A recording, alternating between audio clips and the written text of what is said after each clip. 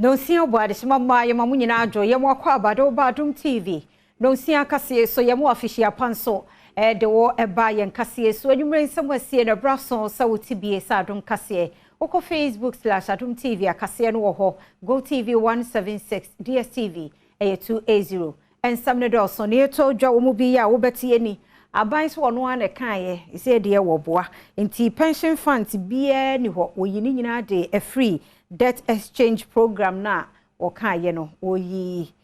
pension funds ni nyina de afrim yede sansam no ebeba National Road Safety Authority ni Adenta Motor Transport and Traffic Directorate aka won ho abomo de afutuo de kokobo ma hyenkafo ya wo mo fa Adenta ene aburi kwantempon no eso Managing Director ya wada Ghana Water Company Limited anonso de atudwa se se di nsuo no mo ba betirim enti se nsuo nya ne nansa se nanan nenum na oda so nya nsuo sansemi ene apomoden ye dwadie awokensi obi man so ene gide na nwumrei mede bro sa Adom TV kase idin afia amankwa tamaklo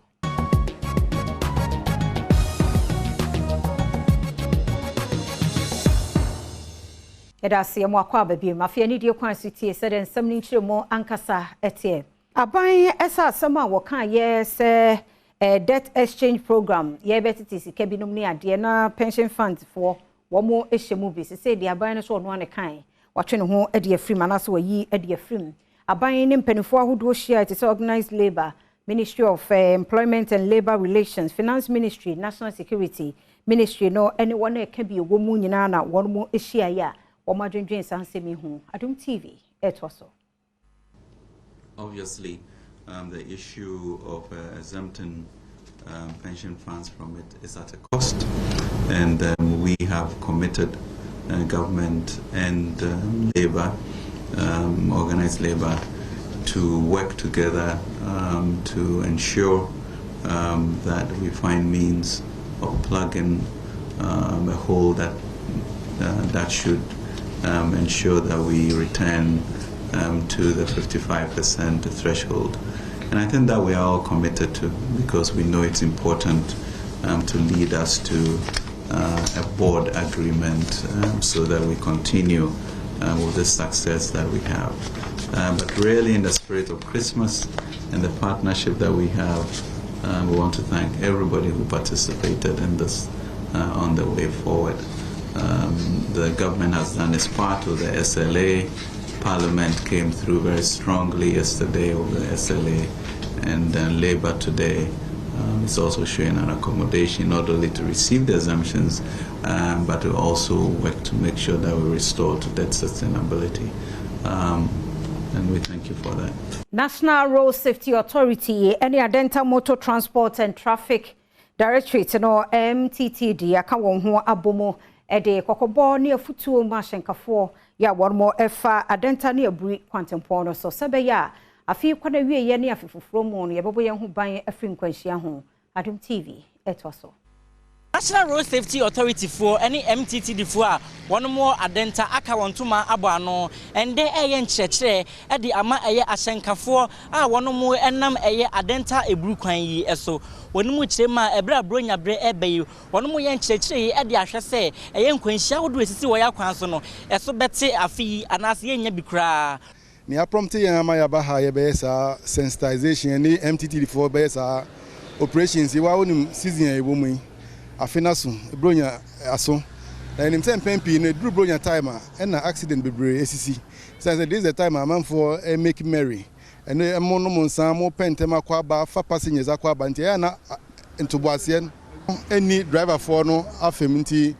ya na eho abehia say road safety for any police ye ba kwan ne so na ye behwe say omo de kwan so jojomra na edi djuma then waboa ma motimi akwa ba na oyeni ahoro ayete wo ye kwan so no ne nyina atubetwa efutuo ni say driver there papa ne driver wetu afi ufie na wasa kodu fie asundwe mu na wo fifie a wo ba no wakra busuafo wo kire se wo ba enti no e be pese wo driver bia wo drive here make sure speed there ehun hia I mean, reduce your speed to the very, very, very minimum. Reduce their speed. Net di emrane wa kwano so. We ya sana ebe boafen so. Phone so once be brace no mo kura phone. Phone no so no se bus ukura phone now the driver. E ma attention no e divide from the road. Na no so no ama accident esi. Nti niam asa no ye tu omfo so omo nhwe ye na mo nya sana omo timi en drive enko su bebi omo kona asumdwe mbra no. Nti the MTTD for any National Road Safety Authority for e de atu ye nimnie. Wono mu chirima omaba ekwan yi so na nya kwan yi so nkwa na womo ekwan bebre so e won Nkramante mu a ene other regions odraba ni papa ene de wakọ ababedufie asomdwem medin de Selasi amu Adom TV enipa bi esusuo so womo ya kronfo na kwanmakafo abo agi obika the number S2525 that's 22 a friend in some wo tamale kwantempono so eben School of Hygiene Emunchiremu na Adom TV etwaso. Yamane bofo echiremu a sakoro no boyisi watamale ene nanto kwantempon so okuada nwumere bese no nkono ba pa ho sima aduanan enum ochiremu a abrante a ehye no eye ne dia otu kwai eba fie woduru ho no mu ano wofre ne nua ba ma se wombie pono no ema no ebra wotu ka no akowura da mu a ena mrante a wokrokrotuo edituo esi ne so ka che ne se wonsi enafom na esansa na wokratuo nti wantimi anya ho hwe osi fompe ene wotu ehye no edwaneye ewo mu se wobi emprade Nenso akobo tamale aposifo amane. Ene Greater Accra Regional Security Council ya oswafo ne di won manimu Henry Cote Asian Central Food binom. Na niema wodwo ya wo mo ye ewafi mu no. Wono won wadi nkomo Adom kase ko hobi edeba. Nkramante muswafo ene Security Council no afi wo mo ye won hu bi pa. Dwumedi awodwo bi yekoso ene se agubulushi wamu etonje ne woyi wamu afiri ho ede wamu akọ ajenkotoku operation clean your frontage nso wamu ene de baye afenso CSIR asase ya ne binum afa ACC dan wosonso okokobubu ni nyina obanan so ekoto aso ewo Sakuma no Ramsar site ya Medina sede na enipa ebo pesu honum ekotwa ekwan mu wabra wamu emfa overpass ne sonso wahye amane nyina abrase Nkramante muswafo Henry Cote echwese sanahye ye nyina wodigu akwan mu a na asenti ya dasoa ene se opese Accra moving some of the scrap dealers or moving the scrap dealers, they have found a place on the Mortuary Road stretch. We are putting ourselves together. We'll allow them to also celebrate the Christmas, and when after that, maybe in the first quarter, we'll engage with the leadership of the scrap dealers. Indeed, during the Agbulbushi exercise, they secured a parcel of land somewhere in the eastern region. We are yet to sit with the leadership to see how far they have gone with the documentation. Enwechi okade to aso se ogusuwa wo hwe miame ya wodo a dwade betimi akoso ewo ho nanso aboso kanye a wose wo mo efiri honom ne de empanifo atwentwen so ansa hyehye egu akwa mu ahwe be report ya obetimi ede wo mo akọ. Effective engagements, broader and wider consultation, which may travel between 1 year to probably 6 years or more. That is why I talked about short, medium and long term. We'll have that kind of arrangement with them, and then eventually they will leave. But I want to state here and now that there are no intentions whatsoever to go and remove them from Abosoka. It cannot be done, because you see, like Ajem Kotoku, the stores had already been built for probably over 15 years. So for anybody at Abosoka to move, they will have to move into shops, an area that has properly been planned, because the essence of relocating them is to create an enabling environment for them to do business. Adom Kasera Ogiso channel or Facebook/Adom TV, Go TV 176, DSTV 280. Yet also na ye de akoye nsem foforo emu. Environmental Protection Agency ene one day eto edwade ato obi ankronkre ene ba ne nsore emiami ahodo ya ye dede kwaji ye ni titwi wo bronya bre ene ni new year mu no yenya hwe yi pa dede muso emra no wo ho ene wo no bedi nti frichne ekwe wo mo ehase abapro na wo ma hwehwe miami adede epegya no mu ewo ho ne bia bi etesa wo betutum anase mra no se de tie ne ubedi Adom TV etwaso Environmental Protection Agency HRC edu bronya brese ya dede mroso ya na nsore edwa ahodo bi aba ene miame ahodo a wotopo no eye no eya na no oden esenti sisi wo mo aye hwehwemu a ehunumensini ene nkura ahodo a dede kase efiri ho bapa Executive Director a woda Environmental Protection Agency no ano ene Dr. Henry Kwabena Kokofu no kyerɛkyerɛ miame ahodo a eya na dede no edoso ya hunu se enyumakuo bi te se bar drinking bars ene lounges no crowd and saying I mean who says be what from na me say airport na lounge wo and saying lounges no ati say wo be bebre cantonment East Legon Laboni me ya na ki nim se ho de e tenabia nko a ye daje ahome the friend residential enclaves no enne say anwuma we nyina ati say wo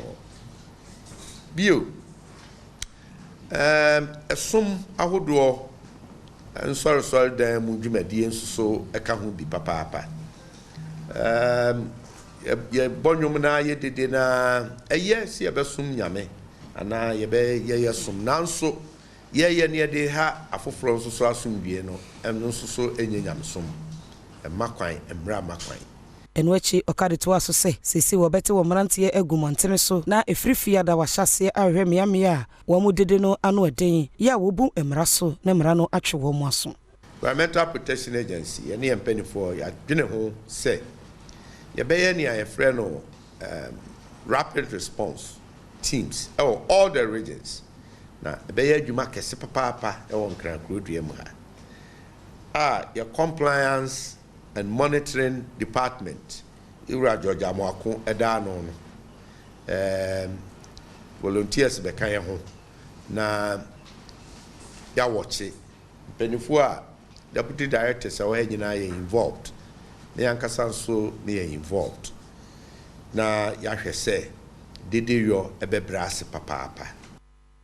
Mayento akase no so na odomase number 1 traditional council no de atudwa se free nei ekre se galamse nomni ade ana se fulani ne wonyemwa ebeji wonkura boso wosunyane west no wode mo empene entena kuro no mukura enti nananom de nhyehyɛ ahodo aguna kwan so Christian Oforikuma yamane boni etwaso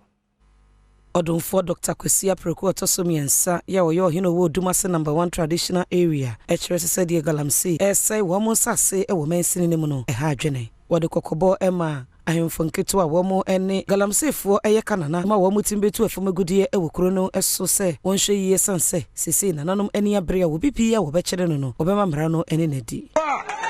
Unanchie waya sase so na ya be kase be fa nanchie no ko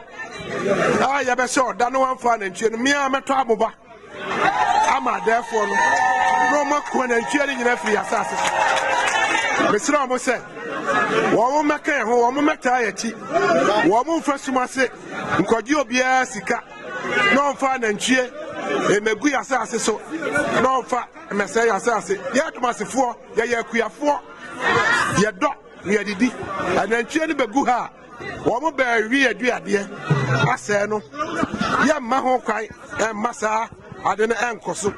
enwechi wakareto aso se saban anhye na wo mo etu afomagudie wantwe wo maso yi a ebetumre bi oman Ghana agese ye kransuo ene ba oman yi mu munyina mo wa Ghana ha mo ati se ebinom nenam na omoto mo nsa ase ne etutu bibi ya frade galamse se ufa kwan so se ukokumase anase okotakrade a ya tutu amanada ho ansuo ni nyina aya tete abeto dabi kakra bi no na nsuo kura ya be no se ya krafira brochire nze ya se nsuo nyina enti mo ba no amo be hwe nsa ase so no sa de a ya frade galamse ni de mo nyi bi ma ya sa ase so da na yabama yani aba ho wa asema meken no wo ba fa akire na wakofa galamsefo anase wakofa obi na wabese ya asase de yentinu mu man Adom TV kase na oguso hye no wadaroma mamenye sankrato e de wo akire do so ye ba ye beto so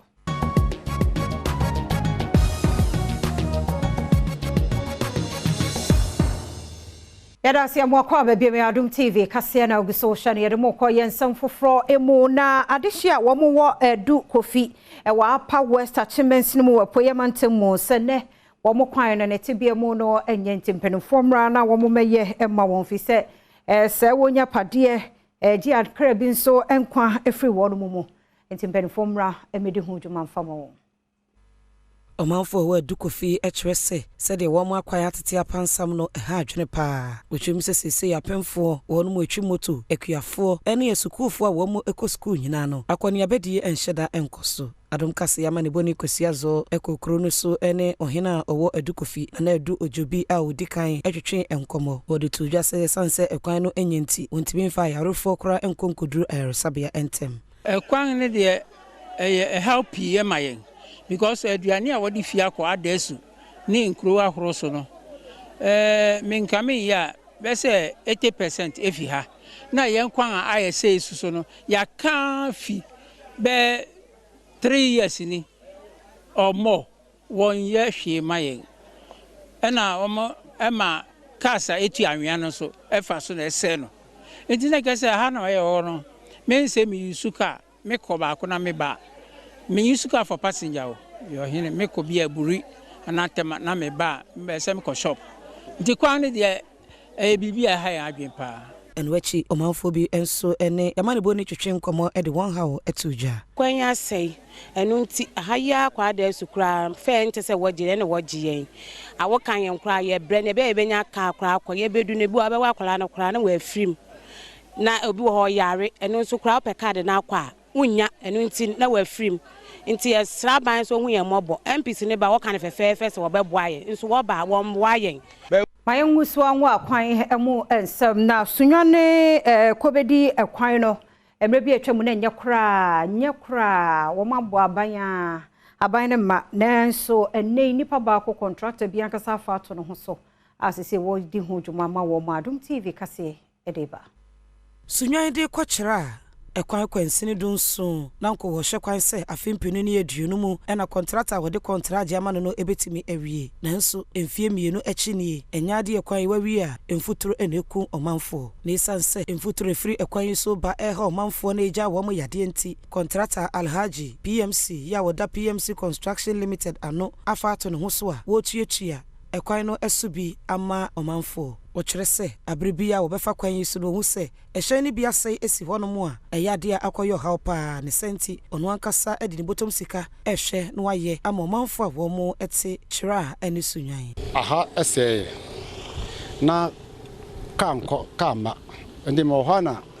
regional minister Efrem se we atuyanchen ebahe da bia ka be insiant mi hwase hase ampanyampa me na me ba na me hu se me du hanu na ka mensa da hono na eda makoma se o se be se musika kra wo ha a metimi aya adentina menye emfandi bono bronya ende enam sinta ma adwuma meye ni free edi adi bono fo bronya se de be ya obi abetima akona atoyente bi emesi ha no fisabil na meyi no se de be ya obi embewu ha ndi mitusa sa fisabil na no kura no e wa hoden sin bibiara enwachi ena Justino wusu bana hine yo no ena ye bonumante muswafo editu just Ghana Highways Authority odi hihye egu akwamu a contractors a wode contract ama wo mu a wonye wadwuma yi ni nyina no obetwetwam no wode ama contractor foforo ye haye ya me no gina idie se da me kan abanja ma contractor na contractor abandon ba papa eya Alhaji PMC de eya opepa ana o man ne ho do de bonu for patriotism and volunteerism spirit no ana ka papa ya o se de kwan si ko enkanka abatan ma wo kra yafunu a wo kwa eba ye refer obi hospital from Techiman ana ba bia o de ba onam kwesna poso duru ha na se bibisi a oda ona sanso no so ye bat mayen konsem foforo mu Adom kase da ye de bro we mampani adodan kwa akufo ado se bibibia no we bepusu no ama na dwene a wanya so obesi asodan kase ama awrade no obeja emfa ho ne de obi ka so obeye no obesi ansa na ni adedie no wafiri so Adom TV etwaso Ghana mampanyi na Adom Kwakufuado ɛde atodwa sɛ National Cathedral ɛdan ya wosi esi hɔ no sesei watwentwɛ so kakra esan sɛ ɔman yi kasɛm sɛ de esi kɔ no na ɛwɔ sɛ wɔn ɛtena se ɛhwɛ nneɛma bi ansa nanso ɛdan ne de ɛyɛ dan ya wobesi okyire mu a wɔn mu a ɛmpɛ sɛ saa dan yi sie bebe mu wɔn akɔyɛ sɛ Bible mu Nehemiah pɛn so Sambalat ɛne Tobias ya na wɔn mpɛ sɛ asɔre dan yi ya na wosi esi hɔ no ebetimi abam ɔde sanse mu etu dwo wabra ga Presbytery a ɛhyɛ Presbyterian Church of Ghana ase edi wɔn mfinhyia ɔha. Before I conclude, I want to thank the Presbyterian Church of Ghana for the support it continues to give for the construction of the National Cathedral. Just like Sanballat and Tobias, in the days of Nehemiah, there are some who do not share my view on the building of the National Cathedral. I respect their right to differ, but I'm confident in my decision by the vast numbers of enthusiastic supporters of this project whose spiritual dimension is limitless. Upon completion, the National Cathedral will serve not only as our collective thanksgiving to the Almighty for the blessings He has bestowed on our nation, sparing us the ravages of civil war that have bedeviled the histories of virtually all our neighbors and the outbreak of deadly mass epidemics, but also as a rallying point for the entire Christian community of Ghana, which represents 70% plus of the population of our country. Mayenko enkwanta South wo timantam no mu na wo mu kire mu sa de tonfo ne adwadifo mpese buronyen wo mu die fi se yesi entete nuoma sonso wo mu die bodada no a boden na wo mu de eje wo mo yamani boni obrempon ba ke usuko ho ene won di enkomoyi. Adom TV ewa pro akọ edwama so awa prohwese na edwadie no esi edi na ye ne won a omo eto empaboa ntade na face won so omo bedi dwa ewa kromu aso edi nkoba bi so omo se enyamaton no etisen se na fi bronya no kokro mesi edi na afa yes so much sex happy we no 2022 2023 yempesa se eniema ajinsemu na eniema boa kosura masese no ye je ho ba bi anyi yesre no emma won san kan ho kura fa ye to ade so omo se edwa no enye de ba yesin na no de en wa hwe gari se ye to no kakra ami adom ye tin kwa mu de be da na mi asewe no enti edwa ebetumi adi bro nya no ebetumi adi ni man bo na akoso party e benya bia ma ye masa na de ofo aba the previous days na me ye mu so na e do nti enim se ndempo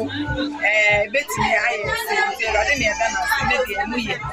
beto mpagwe ya otimi di my 40 nansa fiwe de mpagwe no bo akoso 70 si ano mpagwe ya nikite 120 nti ama Christmas ko ye boys no ya emre wan hwe si ana o gela ja no ya so ye bitamusa na ngo price ni mbo na no ma tete bat mu she da nyesa nti o mo hwe no mo nti strong antoni na o ma ne ma no bo e ko from my me am da ma de boy ebre me din di oprepo ba kwa me odusu Adom TV mpanta.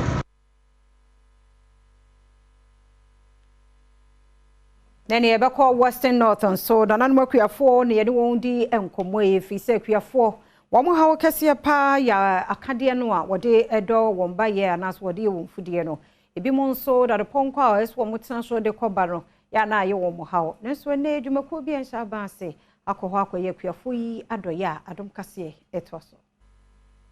enam se ekuafo ebetimi enya mfidie ene niema bi edi wo mu adwuma ama wo tumpon ewo kwa adwuma mu enam so ama dwumako bi a enhye abanse a ye frɛ no SMV a wo mu efri Netherlands abrochire edi mfidie ene tricycles eye abobo ya bi akoma kuafo a wo mu ewo bia empatemu wo se wo mu emfa enye kwa adwuma senior advisor edema dwumako yi a ono enehwe ewiemu ensachiraye ensem so no Ruben Otu ene Adom News atwetwen ho nkomo die access to good planting materials and also access to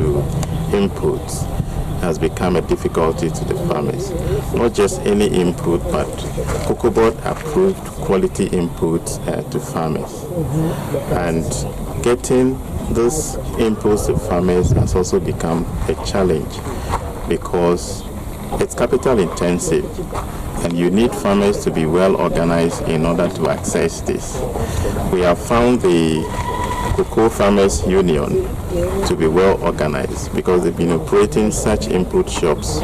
in the district for some time. Cocoa Farmers Cooperative Association, Omupeni Dano Ewobia Empatemo, Adama Isa, and Sunsamo de Tujani. The important thing of this support is that we are getting a quality products because our farmers used to buy from different sources and they don't get quality insecticides or inputs to buy. But this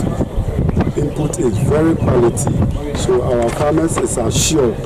of having a quality product. And secondly, our youth too will get a job to do. Diodi kan ewo kuafo nyina enim ewo Western North empatemu no nana ya oberima donko enso ekasae hwembuo nso a omode amaye na enti mesa megina kwanya so na mada Mr. Ruben a oda no ana afi Mr. Charles Brefo nimo a omode saa dwumadie ebre ni nyina ase se ni omoye no agitwam omo aboa ama yanya kwanya befa so a yankase beyi enam ewo nsuo no na ye afi na dabia mo beyi enam no de ayeden abreyen beda omo ase de risoni yakwa bani ahwe se de apomodin adwadie ene nsem kaye no ete yara siasa mo akwa ba bi me Adom TV kase na oguso share de aduso no yenhwa se de apomodin mo nsem ete Ghana Water Managing Director Dano ye Dr. Clifford Brima ene wode atudwa se company no wo mo kire won mo hye mo wonsuo ya wode ema wo mo customers nyina na ene wo wone nsantwefo nkita wodi a bi koso wo Ministry of Information ne du wo mo so a wo mo de sansemi atudwa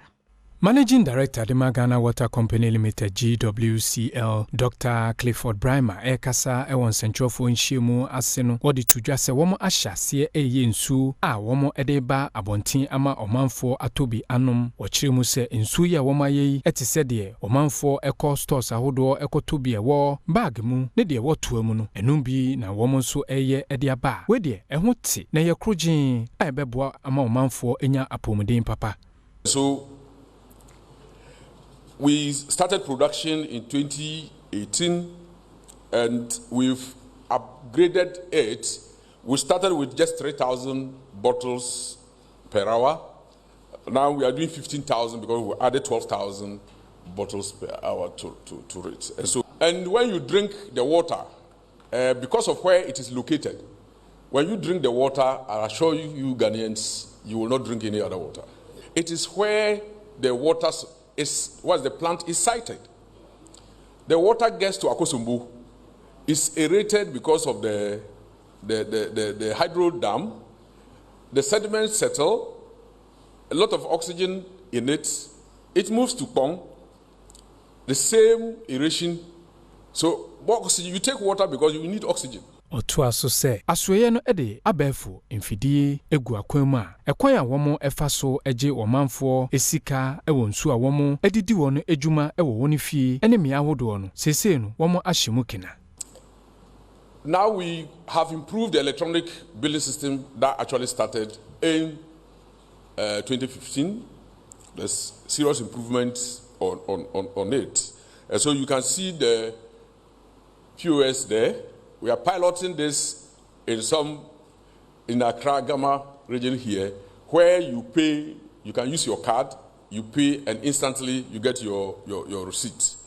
After these pilots, we want to move into the other regions to ensure, because this is an IT supported system, we want to be sure that we are getting things right before we blow it out completely.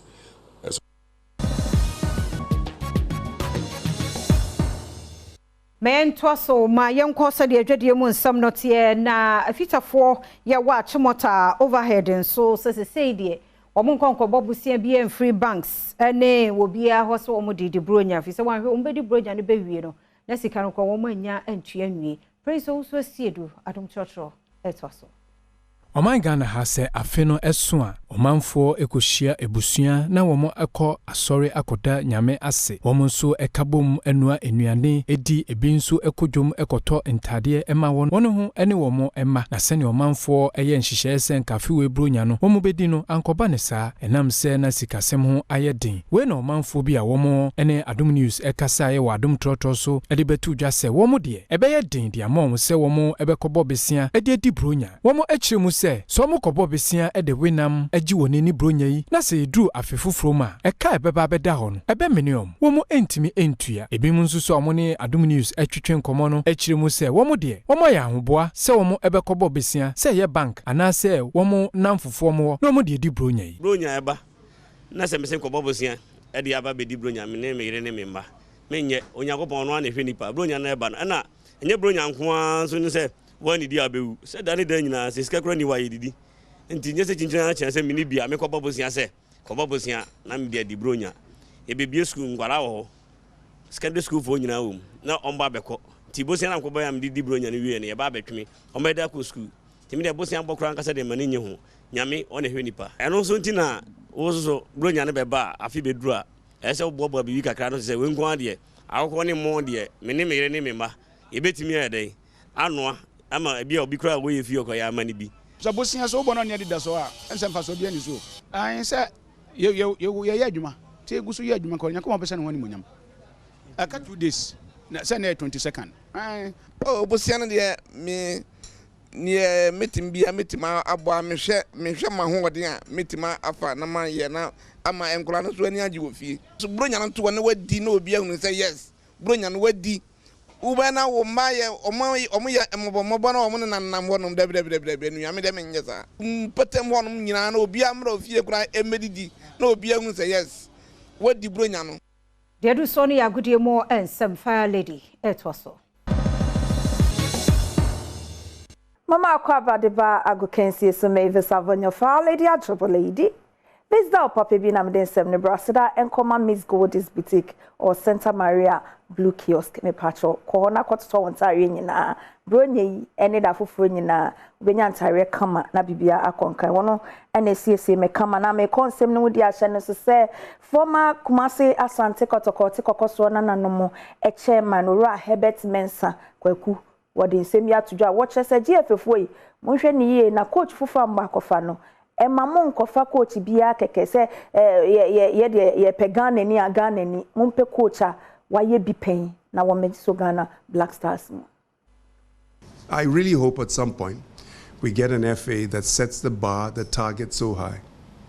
that like countries like Saudi and Iran, like Morocco, with a wonderful local coach. He was a great local coach. What he had done, achieved that we did, you could see the players that bought into it, who understood modern football. And I was watching him the other day on a Zoom conference call where Arteta was taking it from Arsenal, analyzing a rare victory for Arsenal over Man City. And he was learning, his student of the game. Ghana football da obi akoma sunti ukopiemu ewo parliament so a Cletus Avoca wono MP de ma Zebila constituency wono so de nano atum a wono so de afuto e de ama GFF ne se womo appoint coacha womo hwe ne yie no womo fa coacha obetimi age laurels e de ama man Ghana. We are very nationalistic. Santa overly we want our own made coach, we want a local coach and the rest of them when the challenges are there. Even in Europe today, there are some of the countries that started football that depend or use foreign coaches, not their own national coaches. I'm not saying this because I'm not a nationalist, but I'm national. But we are looking for results, not nationalism per se. Nationalism, you go there, you are last. It's no use. Look at Belgium. Their coach is not from Belgium. Even UK, England. Until recently, their coaches were from outside. Emidi area krano na channels said the Black Galaxies of Ghana womo so ewa kono de dende January ya nyame adoma baso ewa Algeria chan competition na womo be fi Ghana ha nyame adoma memenda akwa kopiemu ewa Egypt na womo de awboaboa no akwa toaso wo ho na coach a wogidi womo anim ne coach say anowoka wode nsembia tie nyame anim se mekaje se ehun bi abomia meboa me feel say Algeria ye kono ye kona yenso ya kochire bibi chiri so a ye di cap no beba Ghana. I'm not worried much. And no any say mistakes nkiti I say me correcti na fi echina kono medi ho adwuma. Ndi me ni problem too much. Me minim say me bo me hu bonding. Me nkogu me ni ase. Definitely minim say near Fatano may Ashe Ghana for any onyam. I say kakra me international producers aboaboano ma me de abroni ya baby obioma blessing me chibra no ene eyawa with a happy blessed birthday enko enfama mini aba efia mankwa tamaklo sia na friend doctor wode aka no eto aso dia ma msewada enfansa nke fidie na ani gidie mu ensam ne yeto so na jometo ye jumtuni na kwani abemu se de nyame apagya na hira na bedre eno waka na kosem bi pa ne refie da ebra na nka wadu ba bia otumu se hira no wo koya sofo bi ade a oye no ne refie de nei ode atodwa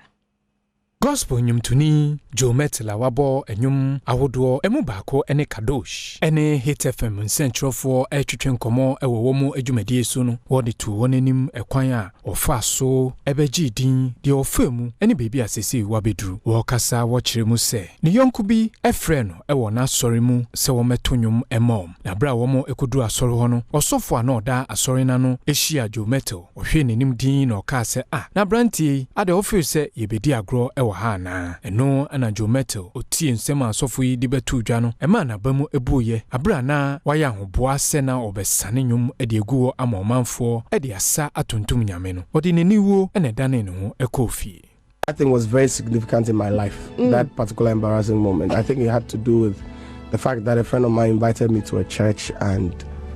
I hadn't sang it. So the pastor came and then my friend said to the pastor, "Oh, this is my friend. I told you, he's really, really a great singer, blah, blah, blah, blah, blah." And then the pastor looked at me from head to toe. And he didn't say anything to my friend. He didn't say anything to me. But I asked my friend, "Do you think we are joking here?" What? And this was a bit way back, but where's the pastor now? He's around. That's that thing I'll never disclose. He looked like from head to toe and asked. But it's not his fault. You see that time, Nina, I just see my neck. No, did you know you from Soul Witness and all that? That's what I mean. But I hadn't joined Soul Witness. I was still coming up. So, but it encouraged me. It pushed me. And that's what I mean by I don't take those things just at heart to say, obviously it hurts. It really hurts. And he didn't even talk, so he never spoke to me. And then by paying me, I'm not gonna lie. No, but and it was embarrassing. I didn't say anything to my friend. I was like, "Bro, Charlie, let me just find my way, go to my house. I beg you. I didn't come here to be, It was why you were the more and some said the Munimo Adom TV 9 lessons, said your coy and I would you chair mono. A woobu musa dia mon, Sabaya can in album or wajuma, over dear cross soon. Tino, as I will be so, Ediba. Adom TV 9 lessons and carols. Esha see ya a creature memorial band and a beer mediano anno, edge or manfo any Emma watching the Ebacoso and a Jumunina.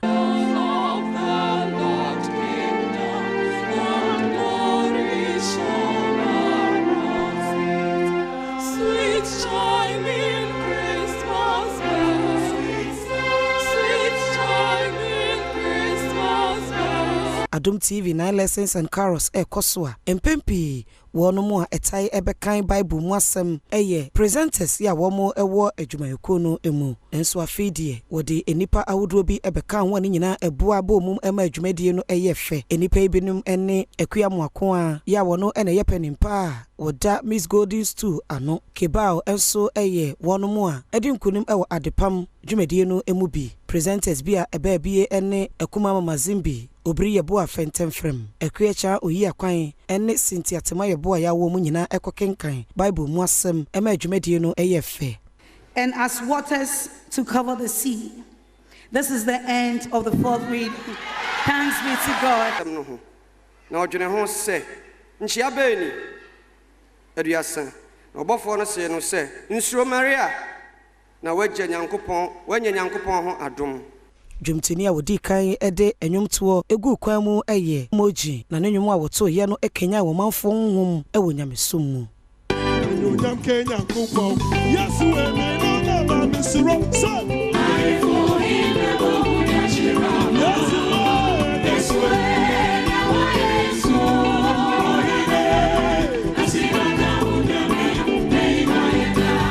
de na obi a etwen se anadwomu no ebesie eye Kumawu Stars a womo ede Yesu awo eho sinitwa eba bejeje omanfo eni Don Little, Dr. Likey, Mike Afrane, Matilda Sorry, Otele, Chinchine Twan, Papa Kumasi Wayosi, ene wono mo ekeka ho ena. Eye wo ye kire omanfo afidie no, edia no de atoso eye Yesu empedede. Ye nhwese de, oye kire no esi ekoye. Jasem ko din konkonsa bi wo ka so amomo bo me ma me nyina asi. Ka so avandamfo. Enso say me da so ginam. Wo bei. Me se da no me ko Joseph fie. Wa wuro no ho say na wo senior man sister no kan. Preposterous. Esanse womo eye sinitwafo na woda so wo sinitwa adwumanim eti sinitwa asenti na akoye nikasem